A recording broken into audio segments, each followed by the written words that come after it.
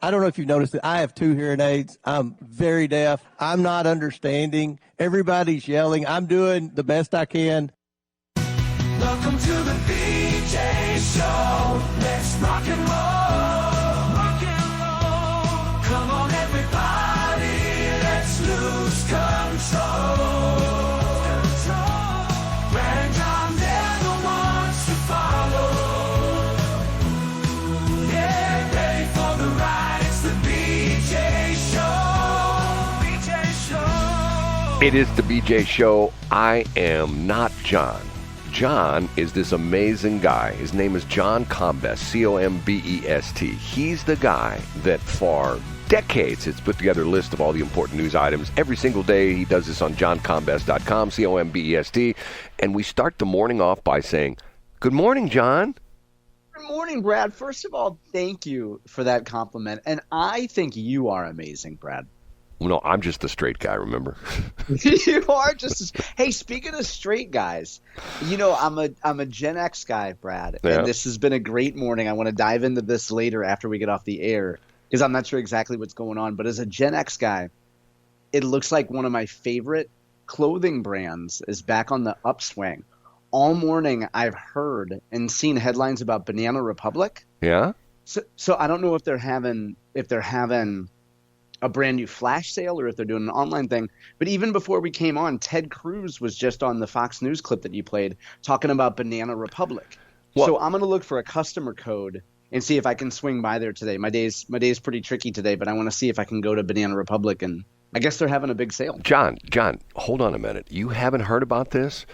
No, I haven't. The aquarium at Union Station flopped, and matter of fact, isn't that interesting? You use aquarium and flop in the same word in the same sentence. Okay, anyway, the aquarium flopped, and they're putting it back the way it was, and they're putting in the Banana Republic, and they're searching for the Jeep that for years was smashed through the glass window, if you remember, at the old Union Station, because they are going back in business as Banana Republic in Union Station. And I had no idea, Brad. the Fudge Boys are back. Remember the Fudge guys who were... The Fudgery. Yeah. My college roommate was back in town about a month ago, Brad, and we shared a laugh. We met up actually down at Union Station, and we laughed about the fact that we used to love those guys at the Fudgery. They were great. They were great.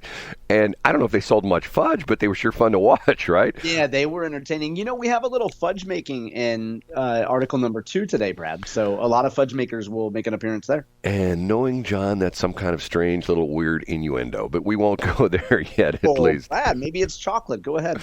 Okay. We start off the show with John's top 3. We bring in this guy. What's his name again? I'm Casey. And he starts off with... In third place, Finally, some good news for counties, Brad. Maybe Steve Ellman can make another park for you to enjoy.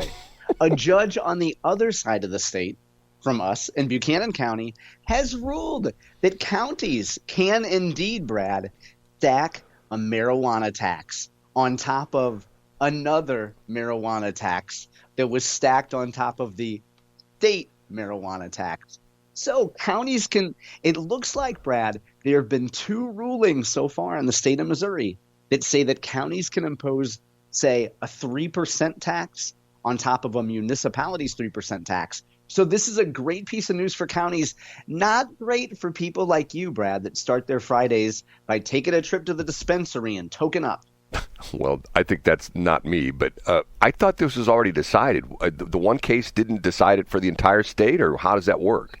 No, so I'm not sure exactly how it works, but in whatever month this was really recently, St. Louis County judge, a guy who was a state rep actually named Brian May, ruled in favor of the counties. But there was another lawsuit across the state in Buchanan County where the circuit judge had a 2-page ruling that ruled essentially the same thing. I'm guessing, Brad, that everywhere that MoCan Trade, which is the industry trade group, has an opportunity to challenge this.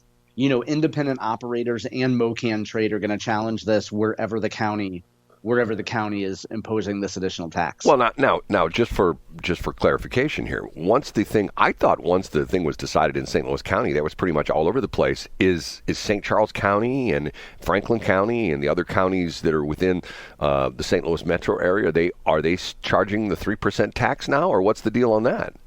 I believe it's being appealed. I'm not sure if they're able to collect it. The commentary from the Missouri Association of Counties is, from the beginning, our position was absolutely that the constitutional amendment left this avenue open. And then the quote is, we're really satisfied that our position was proved correct in 2 places. Right, essentially. So I'm not sure if it's final or not, Brad. And essentially proven are essentially found in favor of the counties getting Correct. the 3% tax on top of the 3% muni tax on top of the 6% state tax. That's exactly right. and they say it's not about the money, right?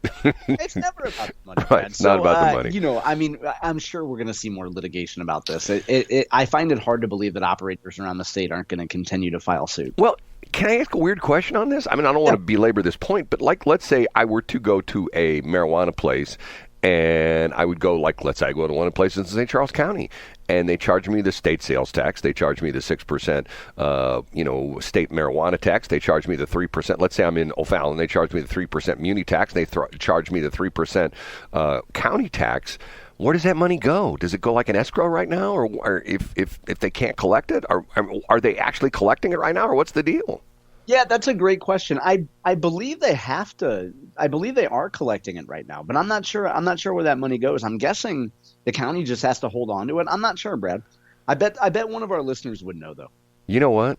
I bet you if I drove through Klondike Park, I bet you somebody in that park would, hey, I can answer your question, because it's always packed with people, and it's packed with people. Off the air, I'm going to tell you about a friend of mine is, I won't give you details, but a friend is coming in town, and the first thing they said to me was, the only thing they want to do when they're in town is drive through Klondike Park so that we can call Brad and say we're in Klondike Park. No way. So I'll tell you about it off air. Okay, number 2. Up a notch to number 2. Clear your calendar for Saturday, Brad. According to the St. Louis Public Radio website, there's a newsroom intern named Lauren Brennicky, and according to the bio, she is a co-ed at Webster University. Clear St. Louisans plan a rally on Saturday to decry the Boeing sponsorship of Pride St. Louis. You know how there were a bunch of those protests at Wash U, Brad, that were anti-Boeing, and that really kicked off that whole protest thing? Well, guess what? Some of the organizers of Pride St. Louis, some of the key figures at Pride St. Louis, are really, really mad that the organization is taking money from Boeing. And in fact, there is a cross-dresser named Maxi Glamour, who's a protester, who's organizing this protest on Saturday, Brad. So go down to Kings Highway and Manchester Road in the Grove, and the name of the parade is No Pride in Genocide. So if you're Boeing, boy, you're trying to do the right thing. You're trying to embrace pride and make every BIPOC and rainbow flag type alphabet group happy. But guess what?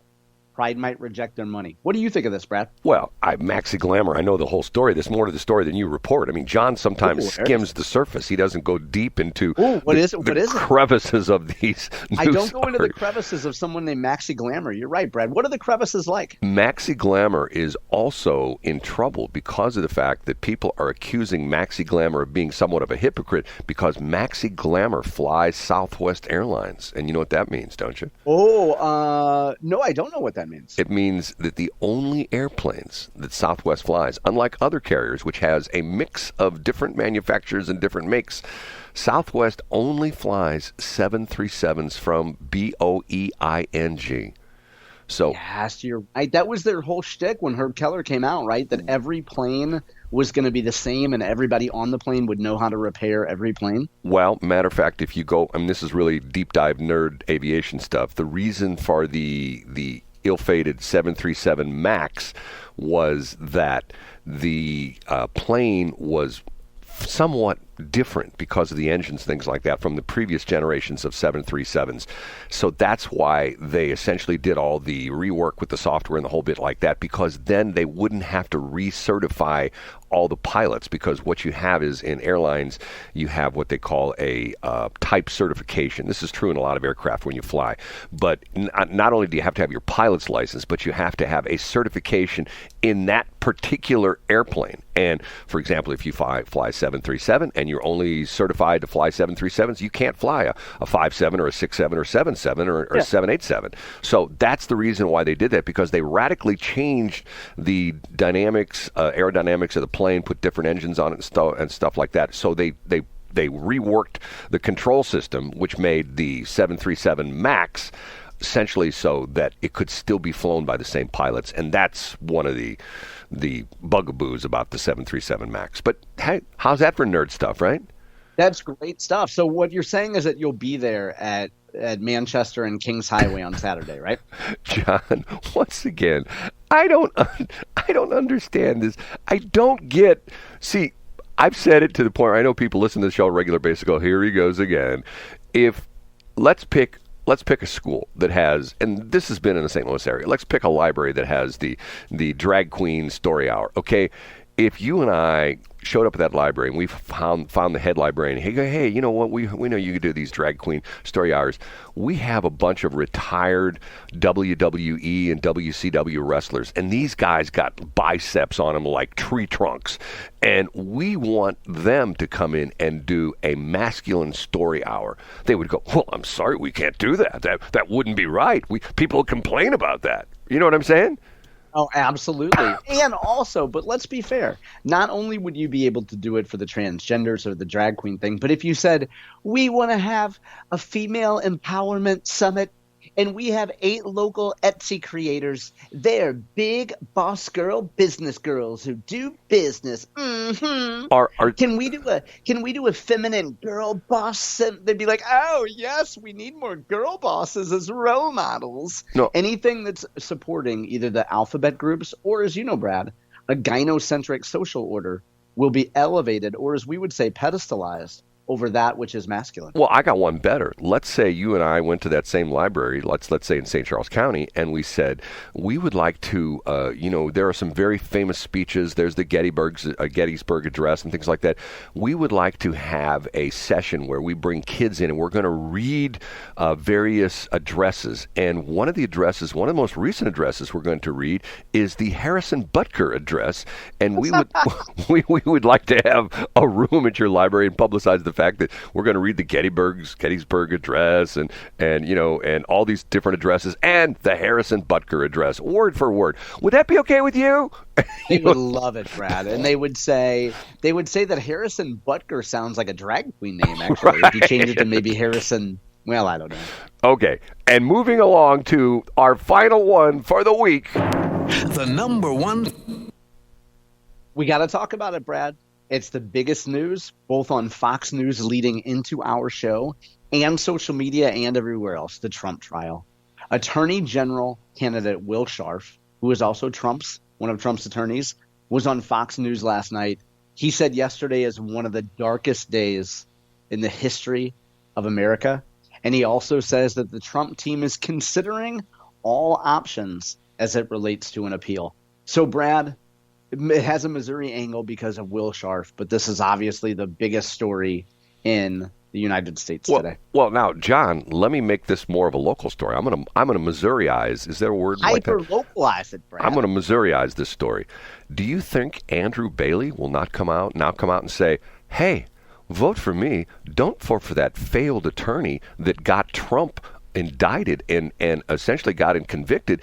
He failed. I succeed. Don't vote for Will Scharf. Vote for Andrew Bailey, the successful attorney who will continue to get things done in the state of Missouri.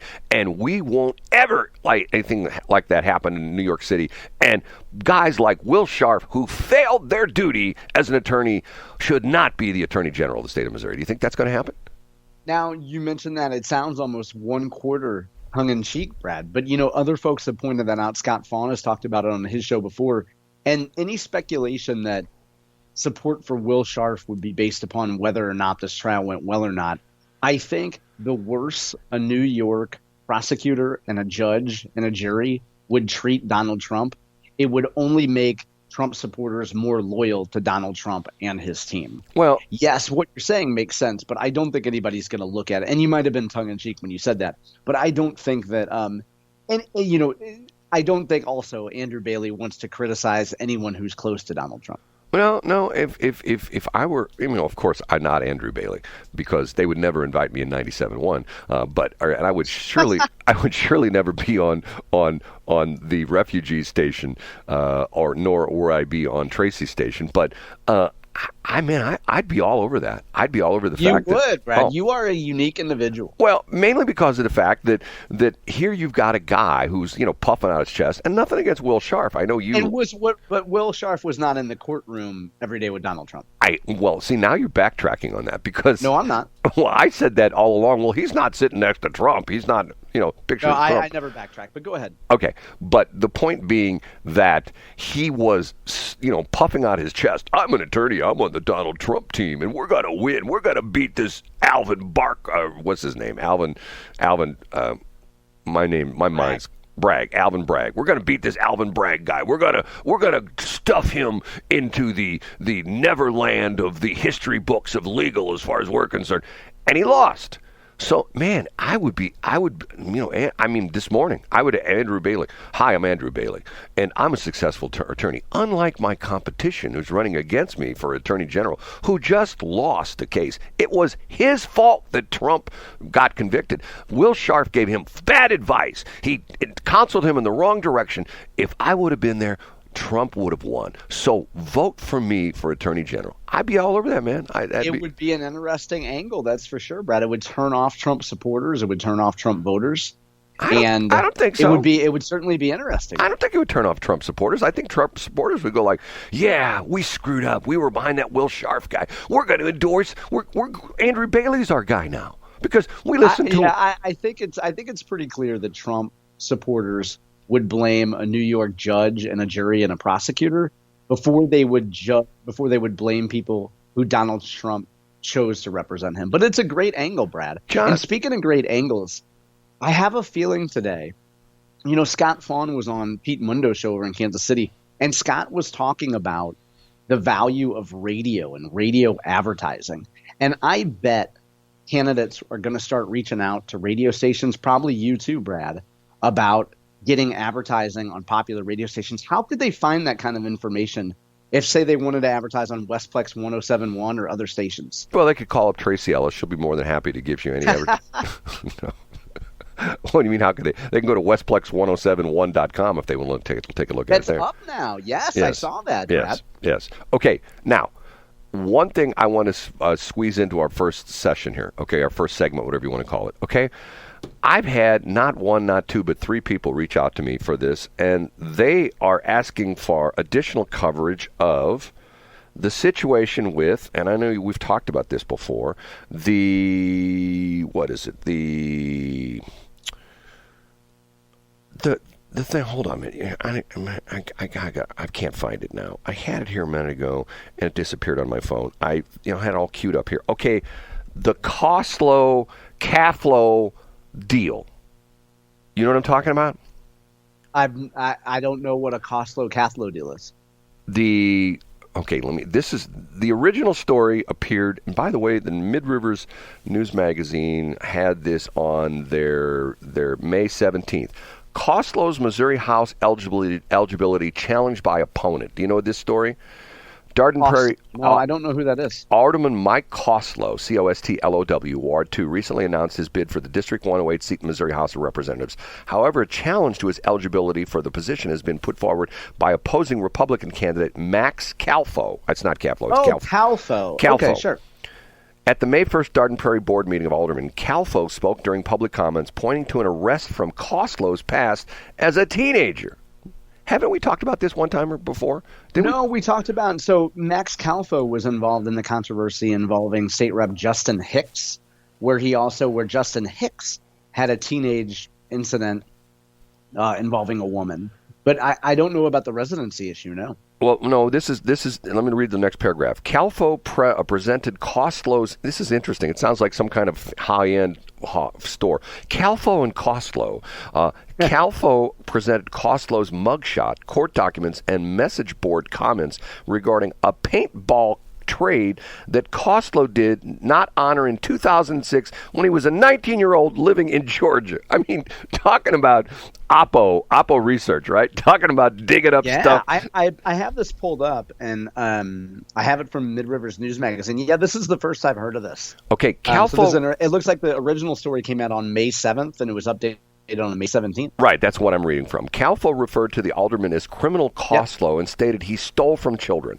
Calfo has filed a lawsuit to have court documents unsealed to determine if Coslow pled guilty to felony charges, being that the property involved exceeded the state's threshold for a major crime. There is a hearing to dismiss the case on May 16th, but I don't know what happened with the hearing.